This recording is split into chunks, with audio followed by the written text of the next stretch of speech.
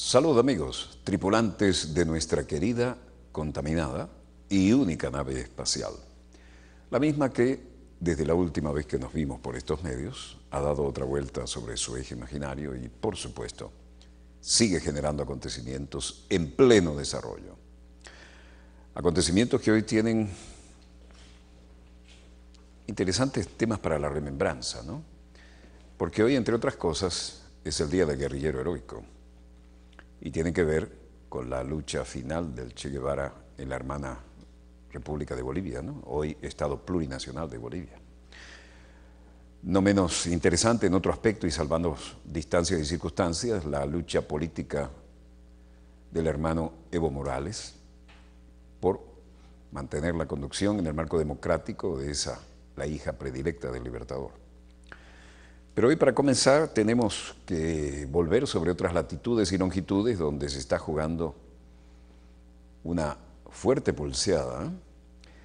Muchas veces ustedes nos oyeron decir que Turquía nos parecía el cuartel oriental de lo que era la OTAN en épocas de la Guerra Fría, ¿no? Y fíjense la posición tremenda que ocupa Turquía, ¿no?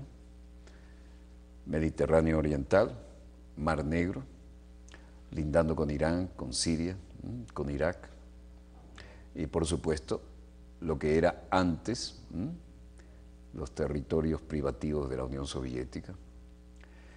Bueno, Turquía está siendo sometida a enormes presiones en este momento, no solo por lo que rebota de lo que pasa en Siria, ¿no?, sino porque aquí hay fuerzas que están intentando un reacomodo geopolítico y no solo en esta zona, ¿no? Esto es parte del descalabro general de lo que era aparentemente una colcha de retazos bien cosida y que ahora se le ven las costuras por todos lados. En todo caso, no veo en los monitores de los satélites nada que mejore lo que hemos preparado para ustedes, pero lo que vamos a compartir realmente son acontecimientos que están ahora en pleno desarrollo. Y por supuesto, iremos añadiendo aquellos que aparezcan, porque mientras hablamos con ustedes, también está llegando información vía satélite, ¿no? El estado de intranquilidad realmente raro en una nación como Turquía, vertical, militar, y acá ya no son piedritas, ¿no? Son tiroteos.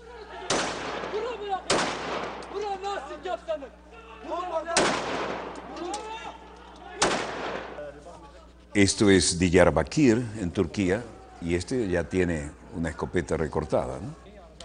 Y se habla de no menos de 18 o 19 muertos. Cuando un encapuchado usa armas de fuego, las cosas cambian, ¿no? Las protestas en Turquía han generado hasta ahora no menos de 18 personas muertas hoy y un número de heridos todavía no establecido.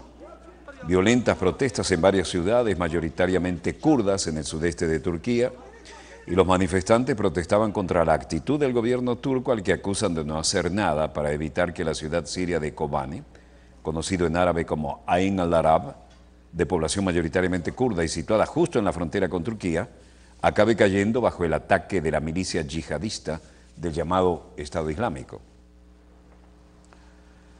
En algunos lugares la tensión parece menor, pero no es realmente ningún síntoma de tranquilidad. Las protestas se volvieron particularmente violentas en las ciudades del sudeste del país, donde también tomaron las calles supuestos miembros del llamado Hezbollah turco, un grupo islamista radical sunita y también mayoritariamente kurdo, sin conexión con la organización libanesa chiita del mismo nombre. De los 18 o 19 muertos, al menos 10 personas murieron en enfrentamientos entre presuntos miembros y seguidores de Hezbollah y del PKK, que es el Partido de los Kurdos. Y a pesar de estar también enfrentados al Estado turco durante los años 90, Hezbollah habría colaborado con el gobierno en la detención y tortura de activistas y combatientes kurdos ligados al PKK, frente al que Hezbollah defendía una visión islamista para un hipotético y futuro Estado kurdo. Martes, solo en la ciudad de Diyarbakir, considerada informalmente la capital kurda en Turquía, murieron no menos de 10 personas. Los daños a las propiedades han sido enormes y las consecuencias están a la vista. El ministro turco de Agricultura, Mehdi Eker, decía: Como hoy en Diyarbakir, 10 residentes han muerto. 2 de los cuerpos todavía están sin identificar y se espera la autopsia para los otros cuerpos que hemos localizado.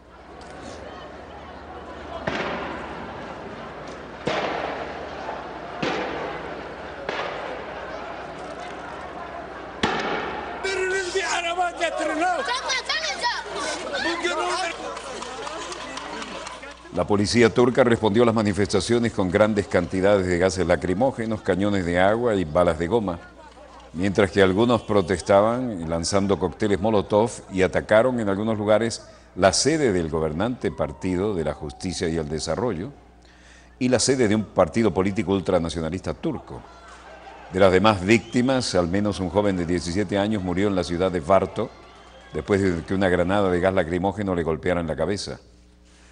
Y esto sin contar el desequilibrio político que se manifiesta en declaraciones.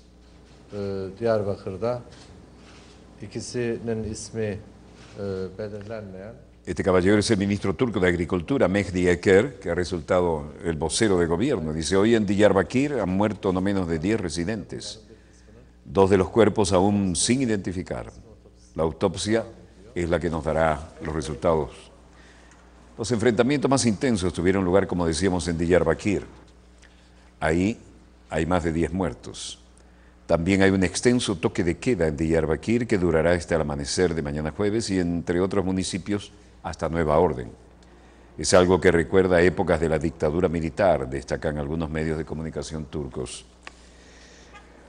A esto se añaden rumores, según los cuales los miembros de Hüdapar han secuestrado a simpatizantes del partido kurdo, el PKK, para luego entregarlos a la policía, relanzando especulaciones sobre una colaboración secreta entre islamistas radicales y fuerzas del orden. En la frontera siguen emplazados los blindados pesados y medianos, lo que indica que se están tomando todas las medidas usando la rama militar por parte del gobierno turco. Altos cargos del PKK vienen advirtiendo que se suspenderán las negociaciones de paz con el gobierno que trabajosamente se habían iniciado en 2012 si Turquía permite que la asediada Kobani caiga en manos de los yihadistas.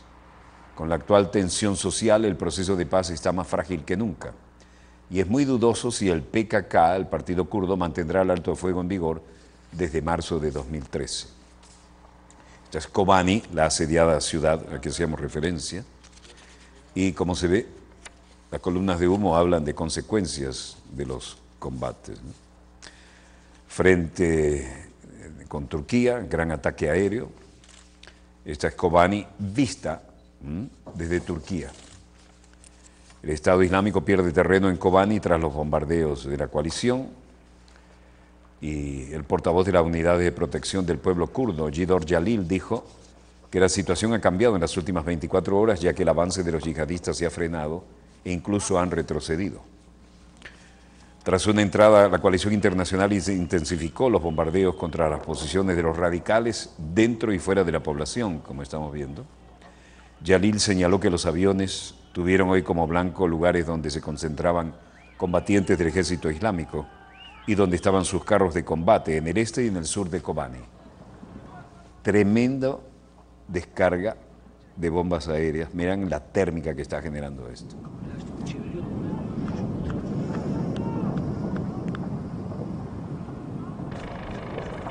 Pese a los bombardeos, Jalil advirtió que los yihadistas todavía son superiores a los kurdos, que poseen armamento menos sofisticado, y que no todos los tanques han sido destruidos y que tienen armas pesadas. Vean eso.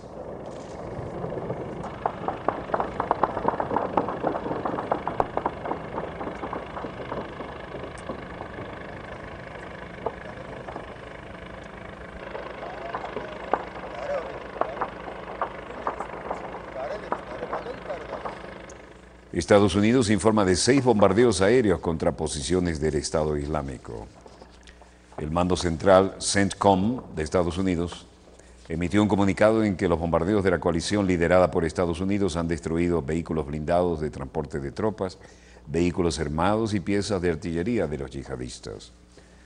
Los bombardeos forman parte de los 9 en total que se llevaron a cabo en Siria en los 2 últimos días, junto con la colaboración de la aviación de los Emiratos Árabes Unidos, empleando aviones de combate y aeronaves no tripuladas.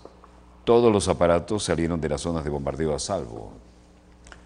Por otra parte, según el CENTCOM, el Comando Central de Estados Unidos, la aviación estadounidense, junto a sus socios del Reino Unido y los Países Bajos, también ha llevado a cabo 5 bombardeos contra el Estado Islámico en Irak el martes y el miércoles.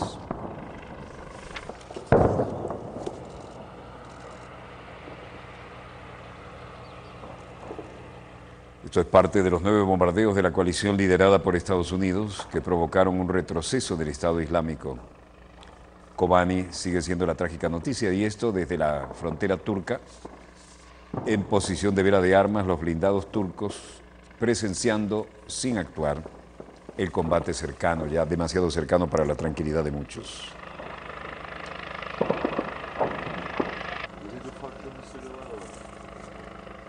Mientras tanto, Washington se limitaba a comunicados, y hoy el portavoz del Pentágono, el contraalmirante John Kirby, trataba de explicar la situación a su manera.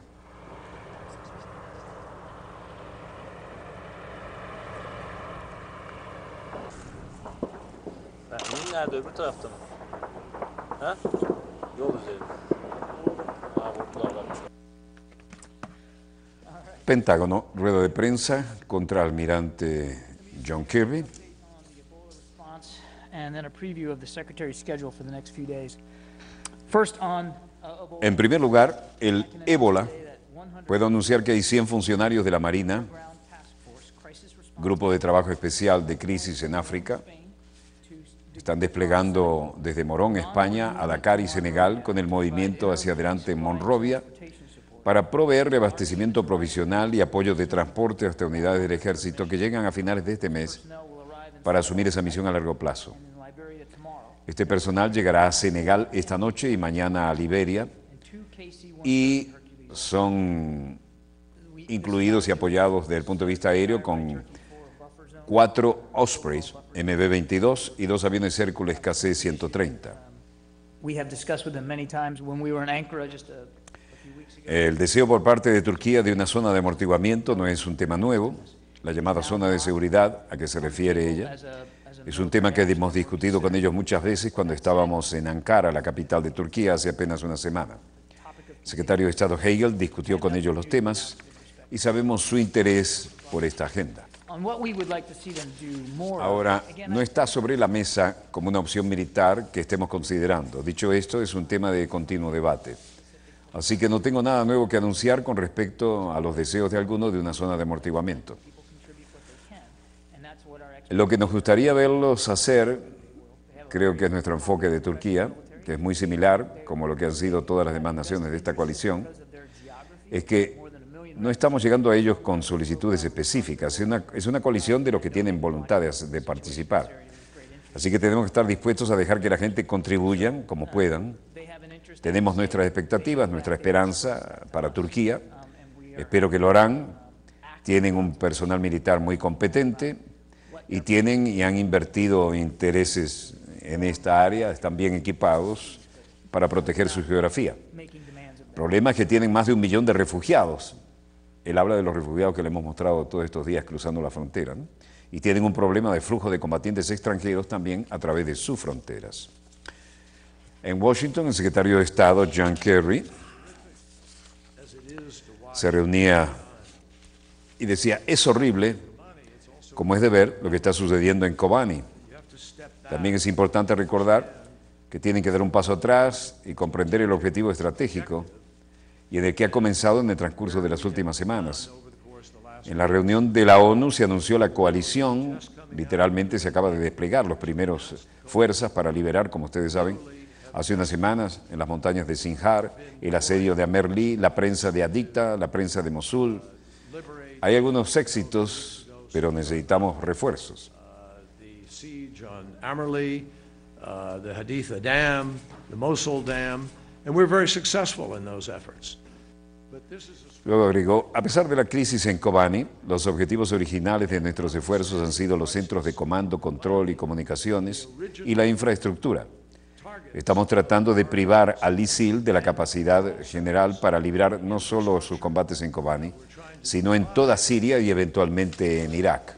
ISIL of the overall ability to wage this, not just in Kobani, but throughout Syria and into Iraq. Luego, el canciller británico Philip Hammond, a su momento, también respondió preguntas en esta rueda de prensa conjunta en la Secretaría de Estado en Washington. We were asked by the Iraqi government to provide support in Iraq. We obtained parliamentary approval for that support. Nos preguntamos por el gobierno iraquí para proporcionar apoyo en Irak. Obtuvimos la aprobación parlamentaria para que el apoyo fuera efectivo y ya estamos en acción en Irak.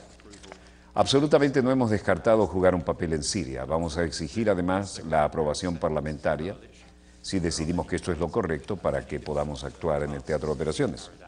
Pero como dijo el secretario Kerry, se trata de una coalición.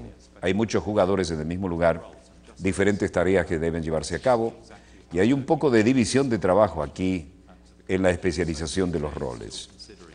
Y al igual que esperamos saber exactamente cómo Turquía hará su contribución a la coalición, por lo que el Reino Unido todavía está considerando si el camino correcto para nosotros es hacer una contribución militar o no, la manera en la que podamos añadir valor para la coalición y es extender nuestros permisos militares para operaciones también en Siria. Los viejos aliados siguen compartiendo intereses y aventuras, ¿no? Kerry dice que Kobani no es un objetivo estratégico para Estados Unidos. Abrió el paraguas, Kerry. Mientras tanto, Pakistán, India, frontera siempre tensa y peligrosa. Sialkot, director general de los Rangers de Pakistán, Khan Tahir, declaraba hoy: los Rangers de Pakistán continuarán dando una calculada respuesta para asegurar nuestra seguridad civil y militar y lo haré cuando sea necesario utilizando mis fuerzas. Habla de fuerzas de élite, ¿no? Y la tensión, una vez más, en la frontera entre India y Pakistán, que ya han tenido encontronazos gravísimos en el pasado, cuando nacieron con profundas diferencias después que se vino abajo el virreinato británico, ¿no? Estos son niños en los hospitales. Sadia Hanif, madre de uno de los niños heridos, dice: cerca de las 5 de la mañana comenzó el fuego y los resultados fue que 2 niños de nuestra familia y su abuela fueron muertos y 2 más fueron heridos y 2 más fueron muertos y aquí estamos con los sobrevivientes. En total, no menos de 5 civiles muertos en los enfrentamientos entre Pakistán y la India en la zona siempre tensa de Cachemira. Comenzaron hace más de una semana en esta región de mayoría musulmana y se han cobrado la vida de 9 pakistaníes y 8 indios de Cachemira, reclamados por los 2 países. Es el principal foco de tensión en el sur de Asia y esto cada tanto vuelve a ser noticia. Ambas partes se acusan mutuamente de atacar a civiles y de violar la tregua en la frontera, que se había mantenido bastante bien desde 2003. Las paredes dan una idea. कि उनसे हट के जो जगह हैं उसमें जो government buildings हैं या कुछ प्राइवेट बैंक्वेट हॉल वगैरह हैं उनमें अरेंजमेंट्स किए गए लोगों के रहने के। तो इस वक्त जैसे जम्मू डिस्ट्रिक्ट में करीब 10 कैंप्स चल रहे हैं जिसमें करीब 3000 Hamu, el comisionado divisional de Shantamu, dice: hemos hecho arreglos para que la gente que vive en las fronteras pueda cambiar de lugar y puedan tener lo necesario para sobrevivir. Se han desplazado a lugares como edificios gubernamentales o salones de banquetes privados. 3.000 personas quedan ahora sin reubicar.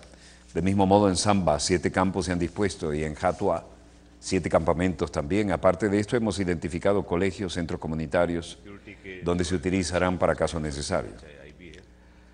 Este jefe militar de la frontera, Rakesh Kumar, dice: desde el momento en que se comenzó a disparar a lo largo de la frontera, hemos reforzado la seguridad en la línea de control y en la oficina internacional. Hay un montón de otros trabajos, como el cuidado de las víctimas y los heridos. También hemos cambiado a las personas a zonas más seguras y los heridos han sido llevados a hospitales.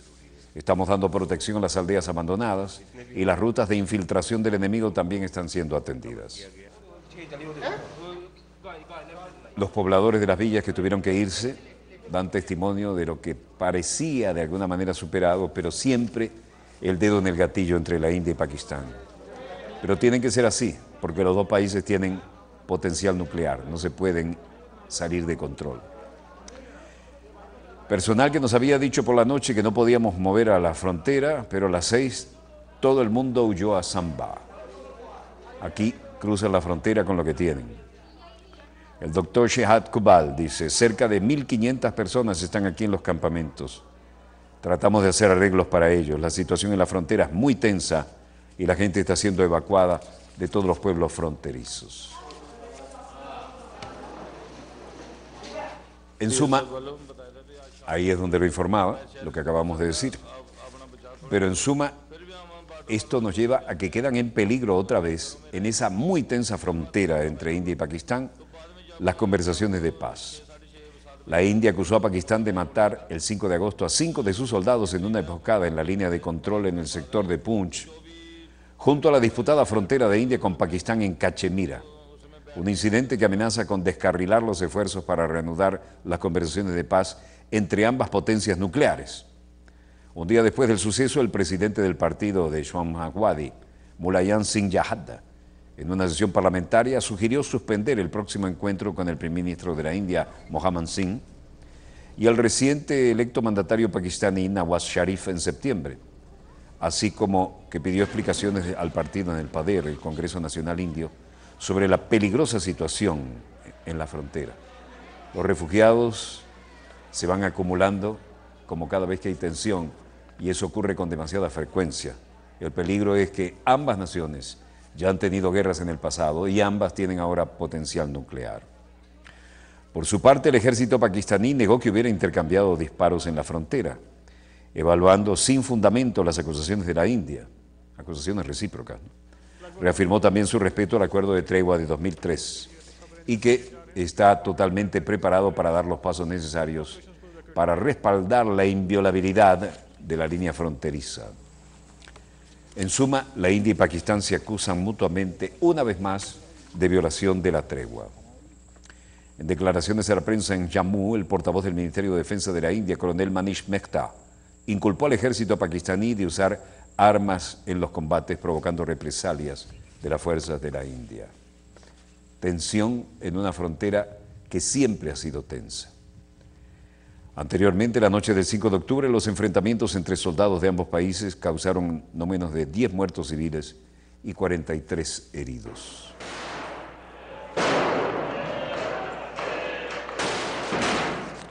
La situación en el Medio Oriente no es mejor que esta, ¿no? La policía de Israel actuando en varias zonas.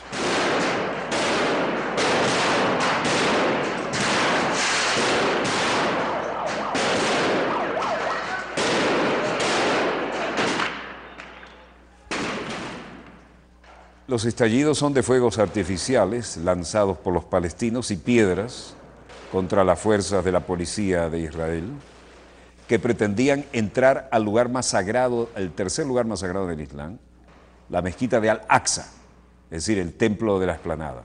Esto es una auténtica provocación. Trancaron las puertas del templo. Esto, para los palestinos, equivale casi al Vaticano, ¿no? Para nosotros. Pero las fuerzas de Israel no respetan nada en esto.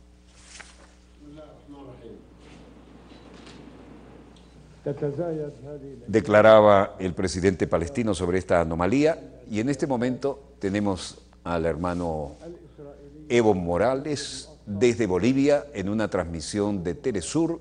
Vamos a conectarnos. Miente de paso. Eso no se llama hacer oposición, eso es solo confrontar. El pueblo boliviano no quiere confrontación, el pueblo boliviano quiere que trabajemos juntos. Y trabajé, repito nuevamente, con algunos alcaldes que no del partido, igual trabajamos. En estos 8 o 9 años de gobierno que ha tenido, ¿siente usted, señor presidente, que es una década ganada para Bolivia en materia de logros sociales, de crecimiento? El pueblo es tan sabio, el pueblo no se va a equivocar. Si hay tanta apoyo, si siguen sumándose, a mí me sorprende. Familia dice, mi aporte, no para la campaña, polerita, gorrita, bolígrafos, llaveros. Esta tarde una frazada, 500 frazadas de campaña. Imagínense, es el cariño del pueblo boliviano. Por tanto, es un movimiento político del pueblo boliviano a la cabeza de los movimientos sociales, sus dirigentes sindicales. Por tanto, pues eso apoya porque hay resultados. Si no fueran resultados, ¿qué apoyaría? Económicamente vamos bien, hemos garantizado la liberación económica, está garantizada la liberación política, sin el embajador de Estados Unidos estamos mejor que antes, sin el Fondo Monetario Internacional estamos mejor que antes, y ahora nos toca la liberación tecnológica, será la próxima responsabilidad. Presidente, ¿y esa fórmula que ha utilizado su gobierno de inversión y de crecimiento es sustentable a pesar de que haya variación en los precios de las materias primas en el mercado internacional? Primero vamos a ampliar el mercado nacional y vamos a ir al mercado regional, sin descuidar el mercado internacional, pero nosotros no podemos depender totalmente del mercado norteamericano, asiático, europeo. Es importante, es deseable, pero más importante es nuestro mercado nacional y el mercado regional. Mercosur, UNASUR, será el próximo debate. Pero además de eso hay que implementar o hay que proyectar las nuevas exportaciones y de verdad nos hemos propuesto, desde el 2016 vamos a estar exportando fertilizantes. Imagínense un dato, antes importábamos GLP hasta octubre del año pasado. Acabamos una planta separadora de líquidos, a partir de ese momento exportamos GLP, no importamos, ya sigue mejorando la economía nacional. Nos estamos preparando evidentemente para ser el centro energético de Sudamérica. Sabemos que los países vecinos tienen problemas energéticos, será porque tenemos apenas 10 millones de habitantes, a nosotros nos sobran y va a seguir sobrando, va a haber mayor inversión en tema energético. En el tema energético, inclusive en el solar y la eólica ya hemos empezado, al margen de las plantas hidroeléctricas, las geotérmicas vamos a empezar, pero también vamos a empezar a ampliar las termoeléctricas que tenemos. Usted ya introducía, presidente, la importancia que tiene para Bolivia el pertenecer a estos mecanismos de integración regionales, la CELAC, la UNASUR, el ALBA, el G77 más China. De alguna manera, ¿esas organizaciones han incidido en este desarrollo que tiene Bolivia? Sí, bastante. El ALBA, por ejemplo, UNASUR, CELAC siempre será una instancia política, Mercosur será una instancia económica, UNASUR también es una instancia política, CELAC es una liberación de los países de América Latina y el Caribe sin Estados Unidos. Pero hay un tema, es que me hace recordar. Los opositores quieren ser parte de la Alianza del Pacífico. ¿Y qué es la Alianza del Pacífico, por favor? Es el ALCA, Acuerdo de Libre Comercio de las Américas, son las políticas de consenso de Washington. Para mi pueblo de Bolivia, ¿qué es Alianza del Pacífico? Es la privatización de los servicios básicos. He leído detenidamente la propuesta de esta llamada Alianza del Pacífico. Algunos gobiernos, algunos presidentes se juntan para impulsar la privatización del agua, de la luz, del teléfono. Imagínense, ¿cómo podemos entrar a eso? ¿No? Esta tarde me había olvidado de tocar ese tema, porque era más fiesta, contagiado por la fiesta, por la emoción.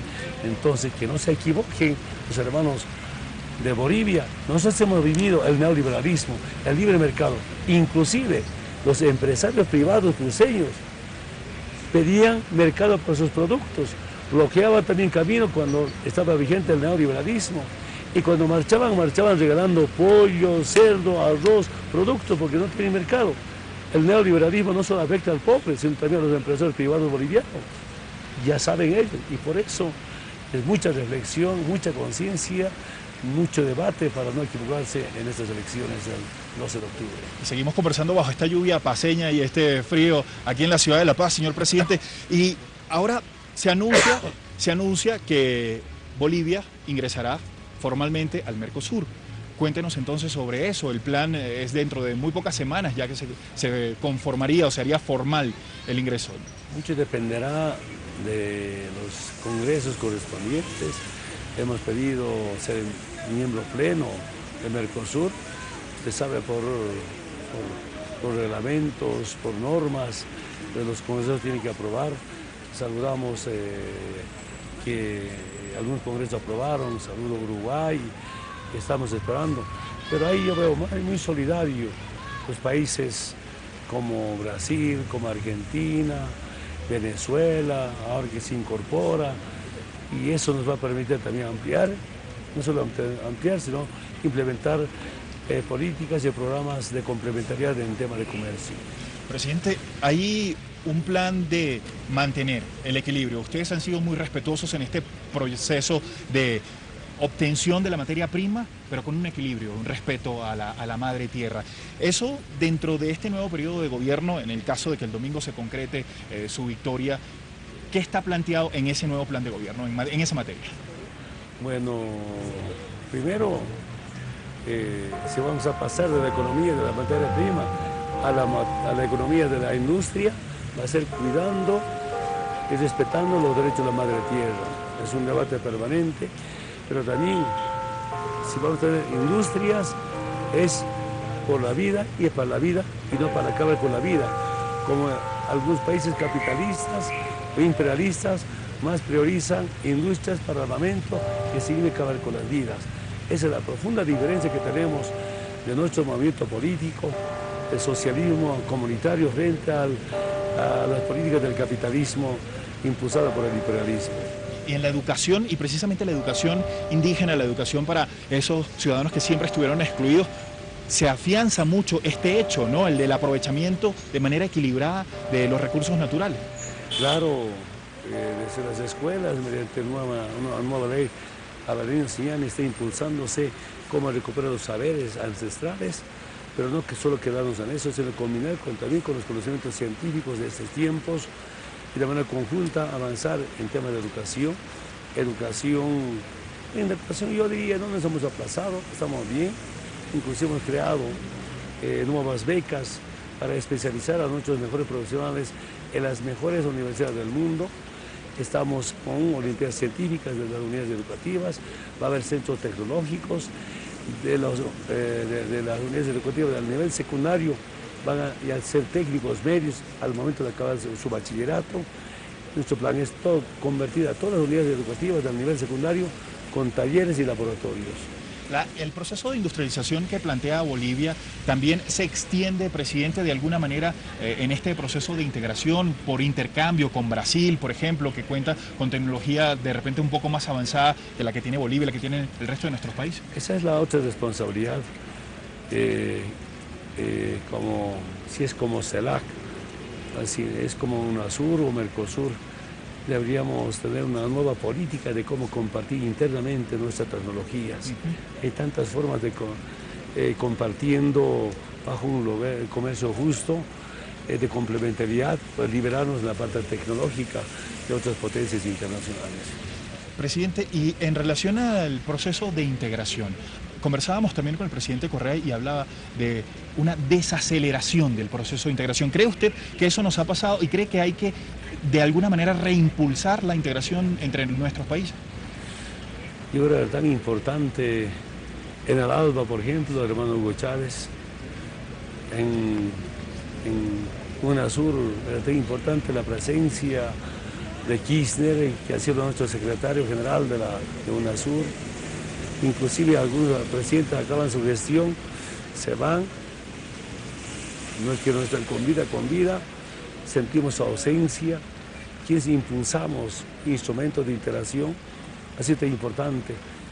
Yo diría no hay desaceleración, sino, y siempre reclamé en la reunión con los presidentes, con presidentas, que debería dar mayor prioridad, una hora, un mediodía, un día, debate, a puertas cerradas, cómo vamos a impulsar y cómo podemos acelerar la interacción desde un punto económico, tecnológico, científico, productivo en especial, porque nuestro continente, especialmente nuestra región como el sur, no puede ser un país consumista, sino un país productor.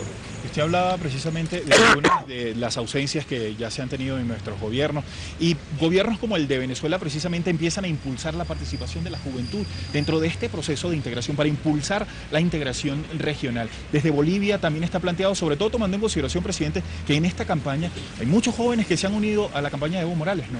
Primero comentarles la experiencia que tengo de la juventud, especialmente la juventud de las ciudades. El año 2009, unos jóvenes se sumaron en la ciudad de San Pedro de la campaña con batucadas, sus bombos, tambores. Preguntaba, ¿por qué me está apoyando? Y el joven, pero sí, no me gusta tu carita, pero me gusta tu política. Esa es la respuesta que me dio, pues vamos marchando. Y ahora es muy diferente, estoy convencido, ahora los jóvenes se suman por dos cosas. La agenda patriótica 2025 y la estabilidad económica, con crecimiento sostenible además de eso. Saben los jóvenes que este proceso les garantiza, hay confianza, pero también hay una enorme garantía en el futuro, por eso van sumándose, me quedé impresionado, y también las candidaturas de muchos jovenzuelos, y sospechosamente aparece ahí la generación Evo, me sorprende. Bueno, habría que estudiar este movimiento novedoso en Bolivia.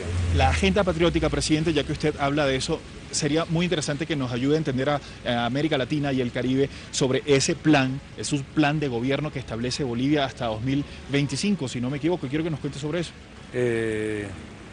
Bolivia oficialmente se ha fundado el año 1825. La fundación, no la rebelión, no la sublevación, eso hace muchas veces, primero en Latinoamérica, ¿no?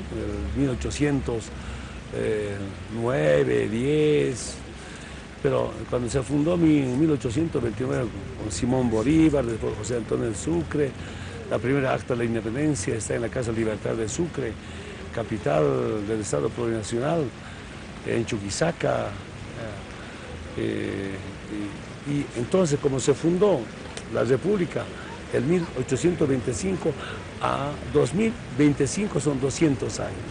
Esa es la agenda patriótica. Entonces, al 2025, ¿cómo quisieran ver nuestra Bolivia? En lo económico, en lo energético, en lo productivo, en temas de integración, en temas de comunicación. ¿Cómo quisieran ver nuestro departamento de La Paz? ¿Cómo quisieran ver todos los departamentos? ¿Cómo quisieran ver los municipios? ¿Qué quisiéramos en servicios básicos? ¿Qué quisiéramos en temas de la pobreza? Es la agenda patriótica. Y por eso la juventud se suma a la agenda patriótica acompañada por el crecimiento económico.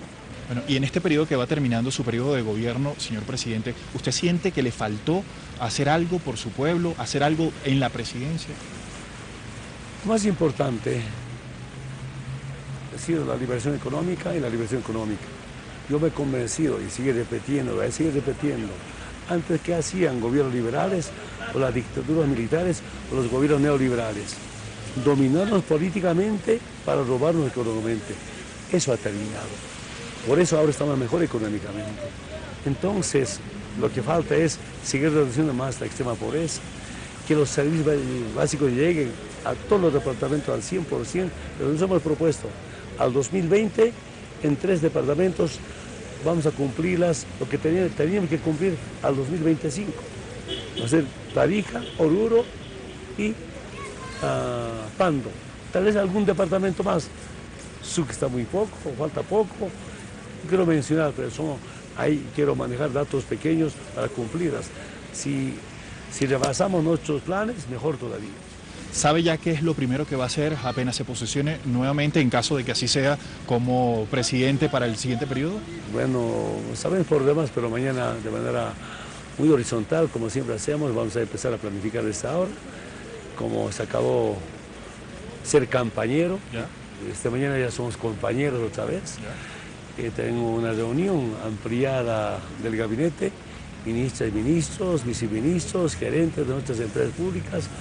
Desde las 7 de la mañana vamos a empezar ya cómo priorizar y con qué compromiso empezar a cumplir las propuestas de esta campaña, parte del programa del quinquenio.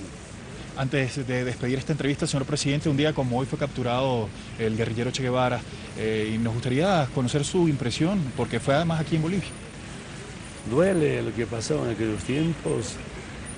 Sé que ha habido muchos hermanos con pensamiento liberador, sin embargo nos dejó una gran lección, una tarea, una responsabilidad, y esta lucha, esta liberación es homenaje también a Tupac Katari, nuestro abuelo, que dijo: yo muero, volveré millones.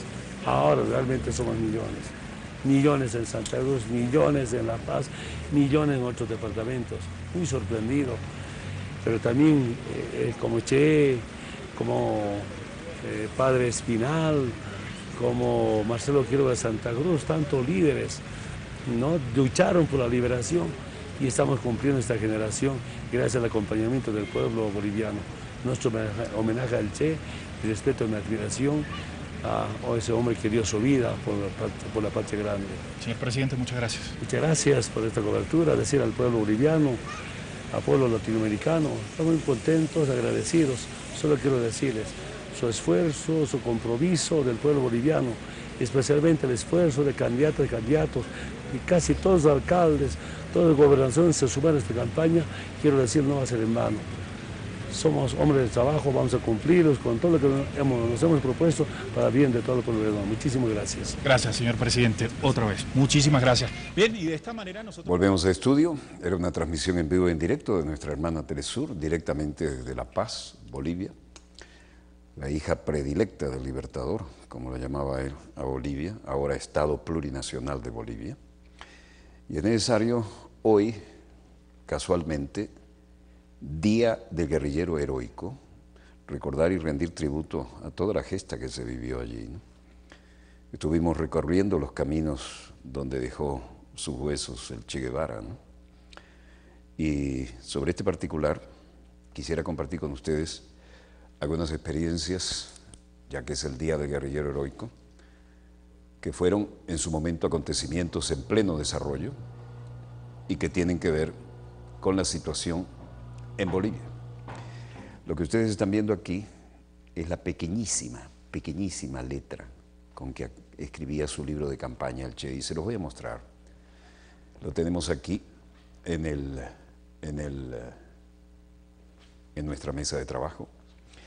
El Che Guevara llevaba una cartera muy elaborada, al estilo de los hermosos trabajos que hacen los hermanos de Bolivia, pero además dentro de ella una talega militar, como esta, exactamente como esta. Y dentro, este es el facsímil exacto, con los mismos colores, con el mismo papel, con la misma letra diminuta, tan difícil de interpretar, con que el Che Guevara iba llevando su diario de campaña. Esto es un presente entrañable que guardamos con la emoción que corresponde después de haber estado, y vuelvo al mapa, precisamente en La Higuera. Ahora, para volver al mapa tengo que operar nuestro sistema. Ya estamos en él. Tenemos esas facilidades en este set. Y vamos a ir precisamente al Estado Plurinacional de Bolivia, donde cerró su gesta heroica hoy, Día de Guerrillero Heroico, el comandante Che Guevara.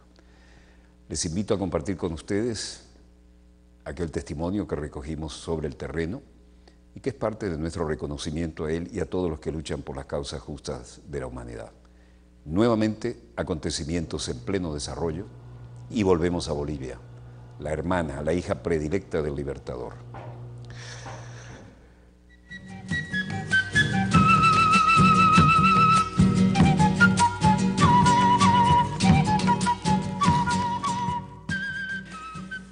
¿Qué ocurrió aquí? En esta área, que después fue un basural, se hicieron las fosas, primero una fosa grande donde enterraron a los que cayeron en la emboscada de Vago del Yeso, Joaquín y su grupo. En ese grupo también estaba Tania, pero Tania parece que en un intento por salvarse seguramente estaba herida, nadó algo y se fue río abajo. O sea que a los 2 días encontraron los restos de ella río abajo. Y la trasladan naturalmente acá a Valle Grande, que era el centro de operaciones de la 8ª y la 4ª división. Entiendo que además aquí había una sorprendente actividad aérea, ¿no?, en la pista debajo de la cual estaban algunos restos. Indudablemente era todo el tiempo, el helicóptero, avionetas que venían, porque estaban operando 2 divisiones del ejército, la 8ª y la 4ª división. Una de ellas estaba dirigida por Centeno Anaya, cuyo final ya es conocido mundialmente. Se habla mucho ¿cómo se llama?, la pena que les infringió el Che, de la maldición del Che, donde todos los que tuvieron algo que ver en su muerte han sido totalmente en situaciones muy controvertidas, han sido ultimados, han sido muertos o les ha pasado algo, como Gary Prado, que es uno de los sobrevivientes que quedó paralítico. Sí. Aquí también hay otras fosas más. Está la fosa de los que cayeron en la emboscada del 26 de septiembre en la quebrada del Batán, donde cae la punta de vanguardia, Julio, Coco y Miguel.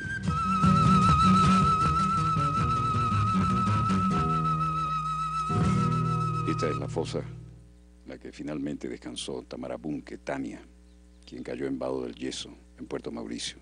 ¿Qué nos puedes decir de esto, Chato? Bueno, los restos fueron identificados inmediatamente porque la morfología de resto femenino se diferencia notablemente. Y por ser la única mujer, es también una homenajeada especialmente. Indudablemente que a ella la enterraron en un cajón de una forma más o menos especial y fue encontrada también esas circunstancias.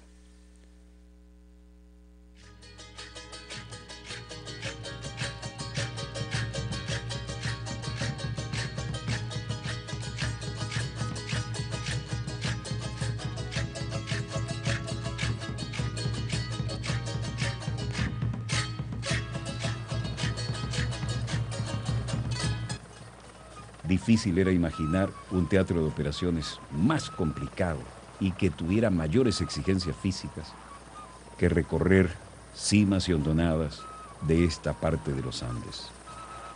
Calor húmedo, cuando no un frío sobrecogedor, y cruces de agua, lugares donde es muy difícil encontrar donde acampar, pero sobre todo una geografía que se impone de manera avasallante a cualquier esfuerzo físico para quien vaya cargado con equipo militar. Parece imposible que un hombre sufriendo permanentemente de asma crónica y que ha perdido ya sus medicamentos que estaban en la cueva, se haya podido mover ante semejante desafío del teatro de operaciones.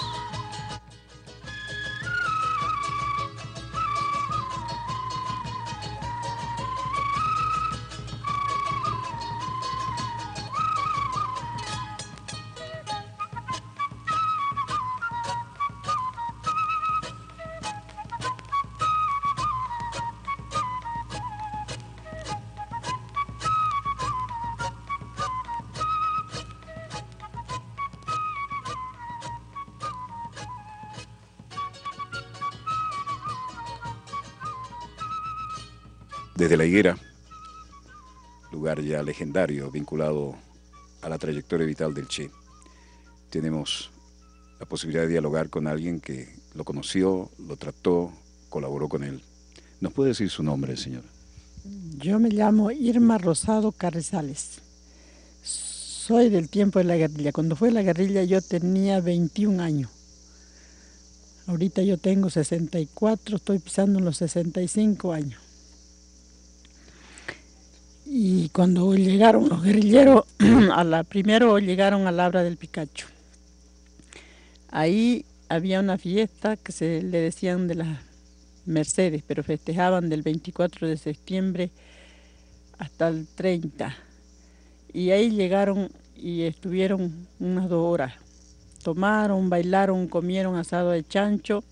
De ahí lo mandaron a 4 que vayan caminando adelante, que era Coco Peredo, Miguel y Julio, el chino, el alto, ese no sé su nombre ni hasta ahorita que se llamaba.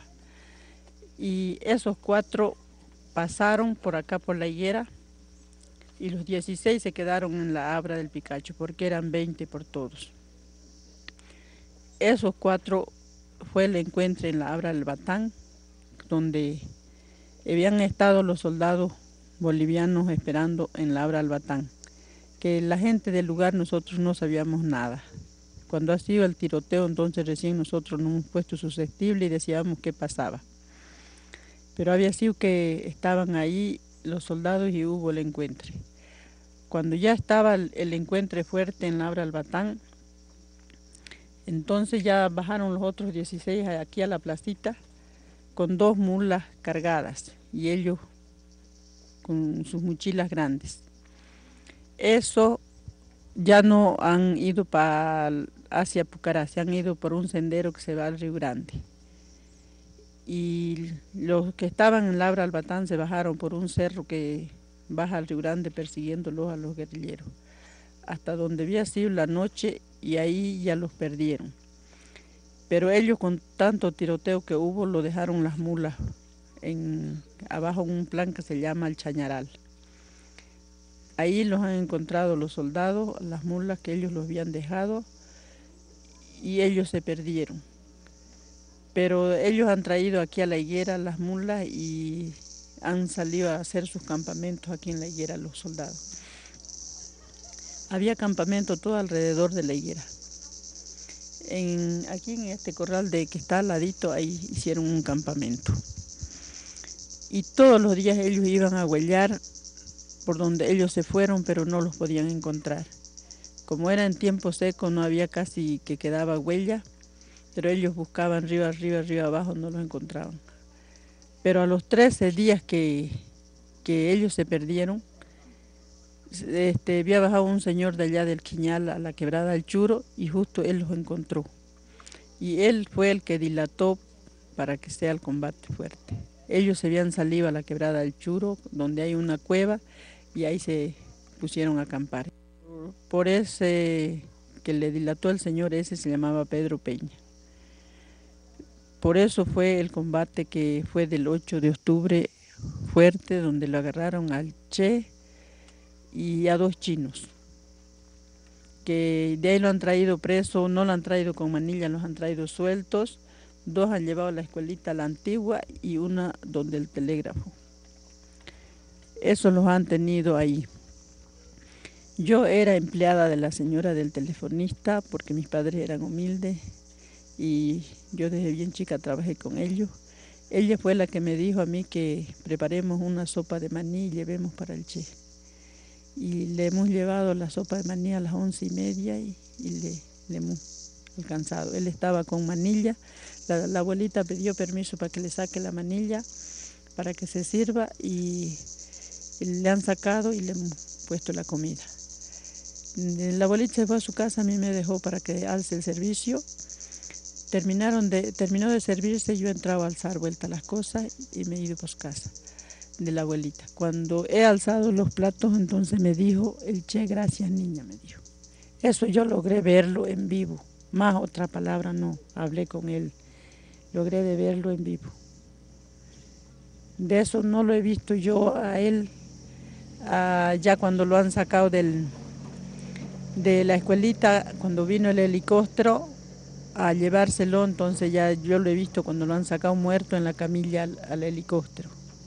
Lo han puesto en las alas, no adentro. Los patines. Sí, ahí lo han colocado y le han amarrado con unas pitas. Eso he visto yo todo lo que ha pasado. La otra cara de La Higuera, en este municipio Pucará, incrustado en la cordillera de los Andes, en pleno territorio de Bolivia, la hija predilecta del Libertador. Infaltable ahora la presencia solidaria de los médicos cubanos.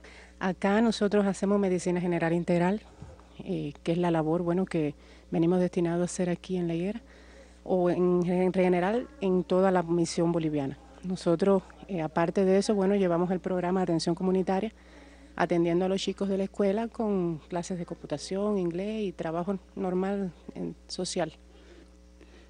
Hacemos todo tipo de actividades, como le digo la doctora, computación, inglés, dibujo, literatura. Y en la embarazada la tenemos directamente, todo lo que lleva, los círculos de abuelos, de adolescentes, de embarazada, de menor de 1 año. Y como dice la doctora, la consulta 24 horas. Trabajamos 24 horas sin ningún tipo de problema. Y además colaboran, por lo visto, en toda la labor educativa con los niños, ¿no? Hacemos toda la labor educativa y con visita integral a toda la población. Tenemos 10 comunidades con 805 pacientes exactamente. Cuando uno dice 10 comunidades, 805 pacientes, tal vez en una gran ciudad no impresione demasiado, pero cuando uno se da cuenta que hay que ser alpinista, en este caso andinista, para ir de una comunidad a la otra, esto significa, y no siempre con tan maravilloso tiempo, deben tener alguna anécdota. Sí, bastante. Cuéntenos alguna. Entre un frío grande, que no es normal en nosotros, en Cuba es un país tropical totalmente de calor, tenemos que andar en movilidad o en caballo, que es el que más usamos. ¿Y a qué altura estamos aquí? Aquí estamos a 2.350 metros. Bueno, un ambiente de cero polución, envidiable, pero cuando hace frío, de verdad hace frío. Cuéntenos usted, doctora.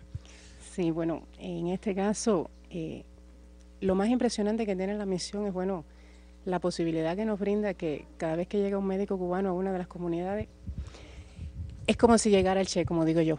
Realmente a nosotros, bueno, hemos tenido la posibilidad de la satisfacción de la población, haberla tocado un poquito bien de cerca. Nos quieren bastante por acá, además que, bueno, la labor que nosotros realizamos es una labor que sin ningún interés, no hay intereses monetarios, no hay intereses políticos, no hay de ningún tipo, y entonces, bueno, ellos reconocen realmente que, bueno, esa es nuestra labor y nos vamos interesando tanto ya en la población que casi somos como de la familia.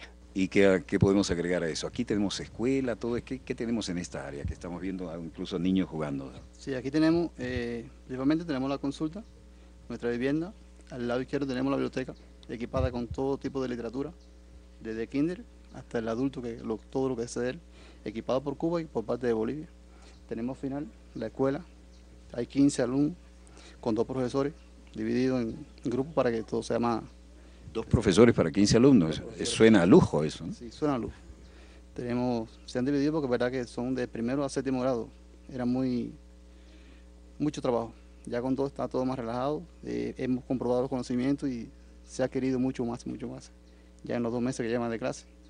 Creo que más que un saludo personal a nuestro comandante, sería un saludo de toda la Brigada Médica Cubana de aquí de Bolivia y específicamente, bueno, de nosotros dos, darle las gracias en primera por habernos tenido la oportunidad de estar aquí, habernos dado ese ejemplo antes de venir, habernos enseñado la historia del Che. Para nosotros hoy es un honor haberle podido responder donde quiera que estemos en el mundo, así lo vamos a hacer. Así que gracias por habernos traído hasta acá. Bueno, ahí tenemos un ejemplo de lo que se hace en esa cordillera tan difícil en la que dejó su vida el Che y quienes le acompañaban.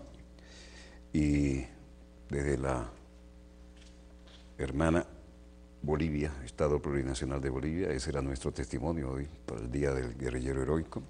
Y quiero dar también testimonio de un comunicado oficial que acabamos de recibir. Y dice así: el gobierno bolivariano honró compromiso con Bono Global 2014. El gobierno bolivariano de Venezuela hizo público un comunicado en el cual informó que este miércoles 8 de octubre se hizo efectivo el pago del Bono Global 2014 por un monto superior a los 1.500 millones de dólares. En la actualidad, la República Bolivariana de Venezuela mantiene un registro impecable en el pago de cada una de sus obligaciones, honrando nacional e internacionalmente los pasivos adquiridos para el financiamiento de obras, señala el texto difundido hoy. A continuación se reproduce íntegramente el comunicado. El gobierno bolivariano honra sus compromisos, pago del Bono Global 2014. La República Bolivariana de Venezuela anuncia a la opinión pública que el día de hoy, 8 de octubre de 2014, se hizo efectivo el pago del Bono Global, cuyo capital es de 1.498 millones, así como los intereses correspondientes, los cuales totalizan 63.665.000 dólares. Han sido cancelados oportunamente de forma semestral. De esta manera, el gobierno bolivariano, liderado por el presidente Nicolás Maduro Moro, demuestra una vez más su compromiso con la patria y el apego absoluto a los principios de transparencia, voluntad política y crecimiento económico de nuestra nación, legado inextinguible de nuestro comandante eterno Hugo Chávez Frías. En este paso siempre previsto se desmonta la campaña que los voceros y medios de capitales financieros internacionales llevaron a cabo con la pretensión de dañar la imagen de la República y la integridad del pueblo con fines económicos y políticos perversos. En la actualidad, la República Bolivariana de Venezuela mantiene un registro impecable en el pago de cada una de sus obligaciones, honrando nacional e internacionalmente los pasivos adquiridos para el financiamiento de obras que permitan el máximo desarrollo y la mayor suma de felicidad posible al pueblo venezolano mediante la emisión de deuda soberana. fieles a nuestro compromiso irrenunciable de apoyar a todos los sectores de la población y bajo la premisa de mantener una economía sana, equilibrada y en franco crecimiento, realizamos constantemente estimaciones de los niveles de sostenibilidad de endeudamiento en armonía con los indicadores macroeconómicos, con el propósito de contribuir con la consolidación de la política social, productiva e incluyente, objetivo fundamental e irreversible, enmarcado en el Plan de la Patria, tratado histórico, bitácora moral, manifestación viva de la conciencia política y máxima expresión del modelo socialista que hoy vive Venezuela. Chávez vive, la patria sigue, 8 de octubre 2014. Tal el comunicado del gobierno bolivariano sobre la forma de honrar, como siempre, los compromisos con el Bono Global 2014. Bueno, hasta aquí nuestros acontecimientos de hoy en pleno desarrollo, que han estado variopintos y de diversas zonas. Volveremos mañana, Dios mediante, cuando nuestra querida, contaminada y única nave espacial haya dado otra vuelta sobre su eje imaginario y estemos aquí para contarles la pequeña gran historia de las próximas 24 horas. Donde quiera que se encuentren de ese lado del receptor, muchas gracias por permitirnos estar allí con ustedes. Desde el estudio 3 de Venezolana de Televisión, les habló Walter Martínez. Disponga usted de las cámaras, señor director.